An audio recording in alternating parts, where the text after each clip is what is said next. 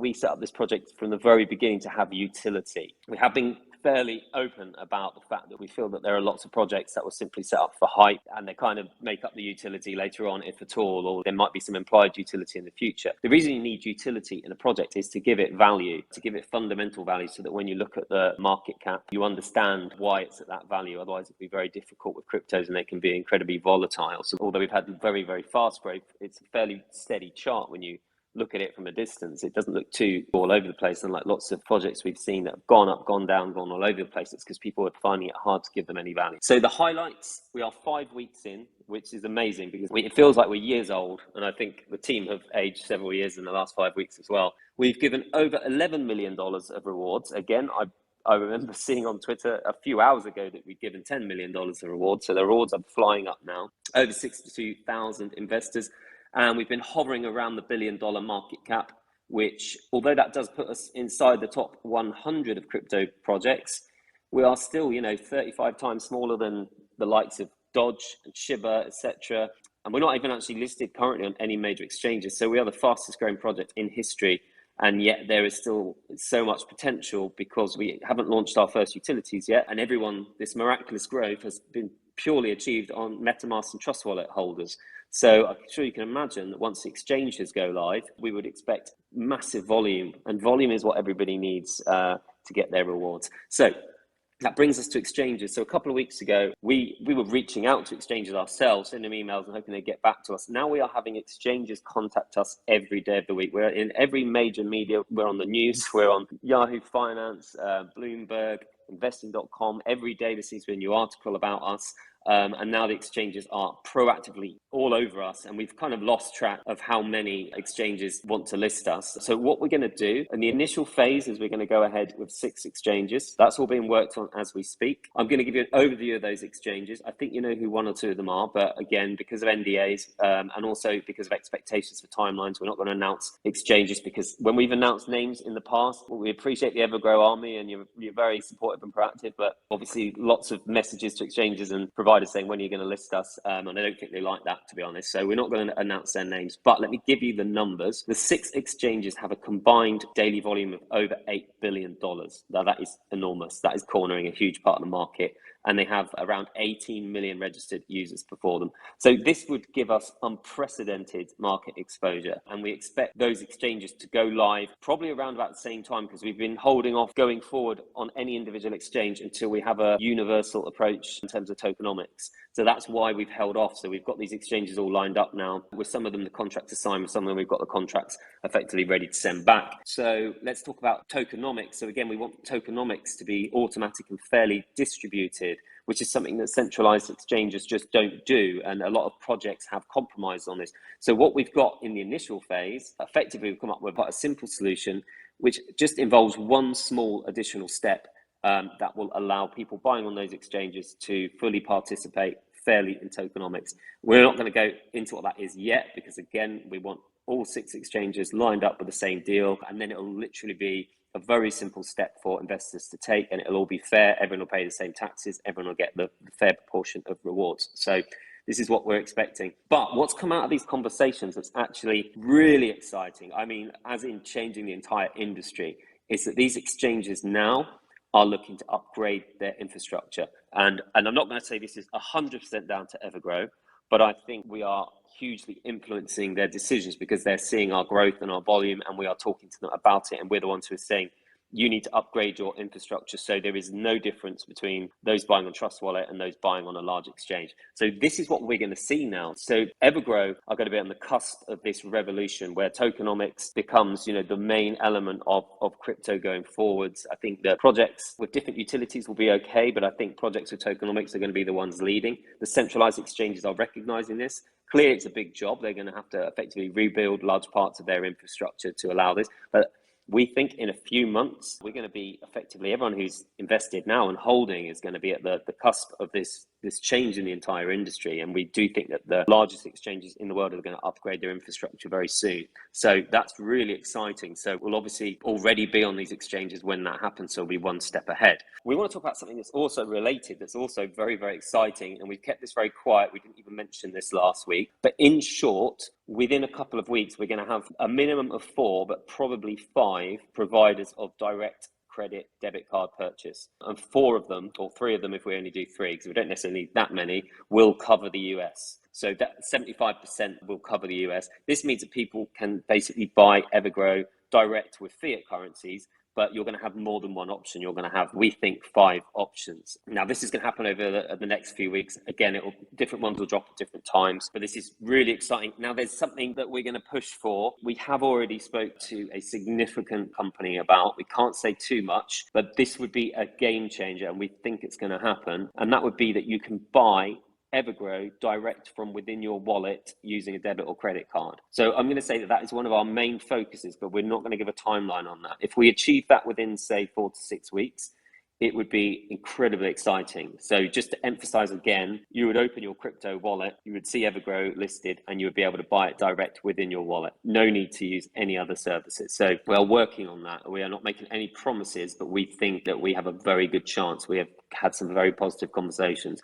So as you can see, the reason that we all look quite haggard and tired these days is because we're effectively in these heavy negotiations with 11 major exchanges and credit card providers. And it's, taking so much going back and forth, so much work. Okay, so again, one more thing that we've done this week that we haven't formally announced, but Ajit, our head dev, and his team have been working very hard on utilities. But in the meantime, we've actually got now on our app, so that's app.evergrow.coin, you can effectively buy BNB direct there with credit card and swap directly for Evergrow coin without leaving the page. So this means you can log on. So if you go to app.evergrow.coin, there's a few options on the left. You'll see the reflections, totals, and you'll see some others. So just have a look around there. But that's up and working. So we didn't announce it, but it's working. So it's pretty exciting stuff that is already running. So you can go on our website now. You can buy BNB Smart Chain in one step, and then you can swap it immediately for Evergrow coin. So we're doing all these things, even without being on the centralized exchanges, to make it easy for people to buy the coin. And this is, again, we've got this dual focus, and you can see what's happened with the market cap over the last few days. So all of these little things that we're doing are really helping to make the process easier. You might have noticed on that subject that we haven't actually formally announced Indacoin yet, although they have. That's because we're still waiting for the last stage of the integration, and that was to have our own landing page on the Indacoin website, and also for our own direct website integration. The idea is that you go on our website and there's a buy button, and you're going to be listed with 5, 6, potentially 7 different options. So you might have an account with this one provider. I'm not going to name names. It's been quite easy for me to slip names out here. You might have an account with one of those 6 providers, and you can buy Evergrow coin straight away. Or you might be wanting to sign up for a new account, and you can look at a few of them, work out which might be the best for you in terms of fees. So you've got a good choice. Okay. So just to summarize that first opening section, 6 exchanges with a combined $8 billion daily volume we're moving ahead with. We like to think would be launched on them within a couple of weeks. And 5, we think 5, but definitely 4 debit credit card payment providers, again, in the next couple of weeks with that direct wallet purchase to follow. So it's going to become incredibly easy to buy Evergrow coin, which is obviously, again, people are buying our coin and getting us up to around about $1 billion market cap with actually quite a difficult workaround with pancake swap, especially for people who aren't familiar. So can you imagine where we're going to be when we have exchanges and we have all these easy options on the website within 2 or 3 weeks? So that's really exciting. I want to talk about utilities. It's always been the cornerstone of our project, that we're not just launching a hype project and paying celebs and YouTubers. We've done none of that. We wanted to create fundamental value from the beginning. So utility. So this is good. So for the content subscription platform, we've decided to create a unique brand. I know lots of people wanted it to be called, we've obviously talked about the comparisons with OnlyFans, and they want to go, Everfans and all of this stuff. We don't think that's a good idea. We want to create a unique brand for the content subscription platform. We have secured a great domain and a great name. We're not going to reveal that now because it's all in the process. So we want it to grow as its own brand. We'll have a dedicated team, and we want it to be, the first global content subscription platform that bridges fiat and crypto, where people can pay and tip in crypto or fiat, whatever they need to. So just for people to understand what that is, That will effectively be a space where creators, there's lots of different creators. We know there's been asking about adult contents and over 18s, and we know that does dominate this space a lot. I'm sure there'll be some of that, but it's not going to be a focus. But effectively, that's where they can reach out to their fans and provide content, exclusive content, etc. And the fans can pay for stuff, whether it be with Evergrow or fiat. So let's talk about how that helps you. What it does is it creates volume, and you need volume to get your rewards, okay? So what we're going to do is, if the creators agree to be paid in Evergrow coin, they won't pay any commission and they won't have to pay any tax. So that's going to mean that, versus, for example, OnlyFans, where they pay 20% of everything they earn away, if they choose to be paid in Evergrow, that creates volume for us, so we're all happy. So they're not going to pay anything. They're going to basically get the platform for free. If they choose to receive it in fiat or BNB or Bitcoin, I think this is where the genius arrives. We will charge 5% commission. Now, most projects would be like, yay, we're charging 5% commission. That's the team's like Lambo, we'll make all this money on the side. You guys are buying Evergrow, but we're making 5% commission. That is not the case. And this is going to run throughout our entire project. The 5% commission will be used to buy Evergrow coin. So that Evergrow coin will be bought. Obviously, rewards will be paid out on those purchases. It'll be fully tax purchase. And then we're going to burn that Evergrow. So just so you guys understand, we are going to create an amazing global content subscription platform, which we hope will be turning over hundreds of millions of dollars. And every penny that service makes, we're going to buy Evergrow coin and we're going to burn it. Okay, so we're not going to take anything. I think I need to explain our development, our marketing wallet was set up as 1% of volume at the very beginning. Now, I've said this publicly and upset a few people. If I see projects who are diverting, 3, 4, 5% of taxes to their marketing, that's a massive red flag for me. That looks like a project that doesn't think it's going to be around for very long. They could be making millions a day on that tax, okay? And then when they've made their millions, you find out the project doesn't do anything. So for the last 2 weeks, we haven't even been taking our 1% for marketing. As many of you will know, we diverted 1% to liquidity. So for the whole time this project has been launched, our marketing, development, team, salaries, everything has only actually on average taken 0.5% out of the contract, out of the daily volume. And going forward, we will not be successful as a team, we will not be successful as a company unless you are successful as investors, because our income, our revenue, our salaries are 100% linked to volume, just like yours are. Okay, so if the volume dries up because we've failed and we're useless and we can't get anyone using our platforms, we won't make any money either. This isn't a project where we'll still keep rinsing 5% off all the trades and just make millions and millions. It's just not going to happen. We need volume. So we are completely aligned with you guys. And it frustrates me so much. I did so much fundamental analysis on so many crypto projects, and I literally threw out 99.9% of them because I saw these red flags that people just seem to miss.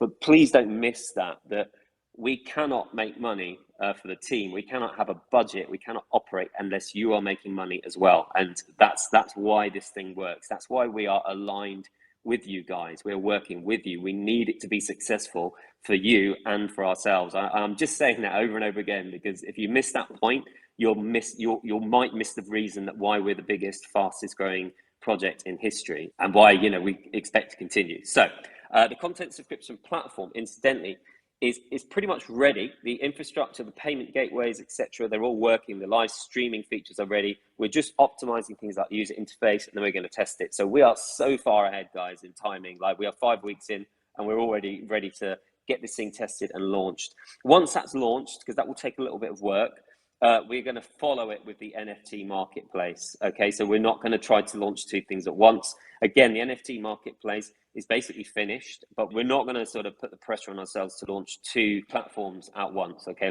we're going to do it sensibly, one at a time.